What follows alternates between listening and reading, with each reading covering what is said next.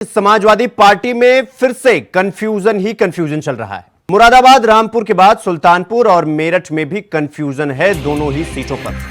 तो समाजवादी पार्टी में कंफ्यूजन जारी है। इलेक्शन की ब्रेकिंग खबर हम आपको बता रहे हैं। मुरादाबाद, रामपुर के बाद सुल्तानपुर और मेरठ वाली सीट पर कंफ्यूजन शुरू हो गया है। दोनों ही सीटों पर कंफ्यूजन जारी है और प्रत्याशियों का टिकट कट गया है। नए प्रत्याशियों का ऐलान होगा। मेरठ से अतुल प्रधान को मिल सकता है टिकट, ये खबर है।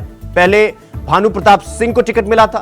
अगर वहीं सुल्तानपुर की बात करें तो रामभुआल निषाद को टिकट मिला है। पहले भीम निषाद को टिकट दिया गया था, यानी कि समाजवादी पार्टी के खेमे में पहले रामपुर, इसके बाद फिर मुरादाबाद, इन दो सीटों पर कंफ्यूजन, और इसके बाद अब मेरठ और सुल्तानपुर की सीट पर कंफ्यूजन चल रहा है। इस खबर पर हमारे साथ हमारे सहयोगी अनिल पाठक, स्टेट कोऑर्डिनेटर, हमारे साथ जुड़ गए हैं। अनिल जी, पहले रामपुर और मुरादाबाद की सीट पर कंफ्यूजन और अब मेरठ और सुल्तानपुर की सीट पर कंफ्यूजन, तो क्या समाजवादी पार्टी कंफ्यूजन की गर्त में चली गई है? अब बेशक शिवम, जिस तरह से परिवर्तन हो रहा है समाजवादी पार्टी में, उससे तो यही लग रहा है कि जैसे समाजवादी पार्टी में कंफ्यूजन ही कंफ्यूजन है जी। पहले मुरादाबाद, फिर रामपुर, उसके बाद बिजनौर, और अब मेरठ और सुल्तानपुर में भी समाजवादी पार्टी ने अपना कैंडिडेट बदल दिया है। अचानक ये फैसला हुआ है और इसमें खेमेबंदी चली है। और सपा के जो नेता हैं, इनमें ही जो बंटवारा हुआ है, जो लॉबिंग हुई है, उसके मद्देनजर ये टिकट जो है ये बदले गए हैं मेरठ और सुल्तानपुर में। हालांकि समाजवादी पार्टी की तरफ से ये दावा किया गया है कि जो अब बदल कर कैंडिडेट दिए जा रहे हैं, इनका जो जातीय समीकरण है वो काफ़ी बेहतर है और इनकी जो मारक क्षमता है, जो लड़ने की क्षमता है, वो भी पहले प्रत्याशियों से ज़्यादा बेहतर होने की उम्मीद है। सुल्तानपुर सीट से भीम निषाद का टिकट काट करके रामभुआल निषाद को टिकट दिया गया है। रामभुआल निषाद जो है वो मंत्री रहे हैं और 2014 में मुख्यमंत्री योगी आदित्यनाथ के खिलाफ भी लोकसभा चुनाव लड़ चुके हैं गोरखपुर सीट पर। वहीं बात करें अगर मेरठ की, तो मेरठ में अभी तस्वीर साफ नहीं हुई है। भानु प्रताप सिंह का टिकट तो काट दिया गया है, लेकिन कौन कैंडिडेट होगा, इसको लेकर के मंथन चल रहा है समाजवादी पार्टी में।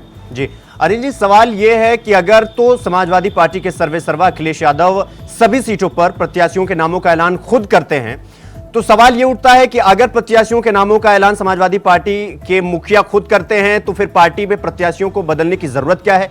या तो वो तब प्रत्याशियों के नामों का ऐलान अपने मन से कर रहे थे, या अब उनके ऊपर किसी और का दबाव है जिसकी वजह से पार्टी के प्रत्याशियों के नामों में जो ये बदलने का बड़ा फेरबदल शुरू हुआ है?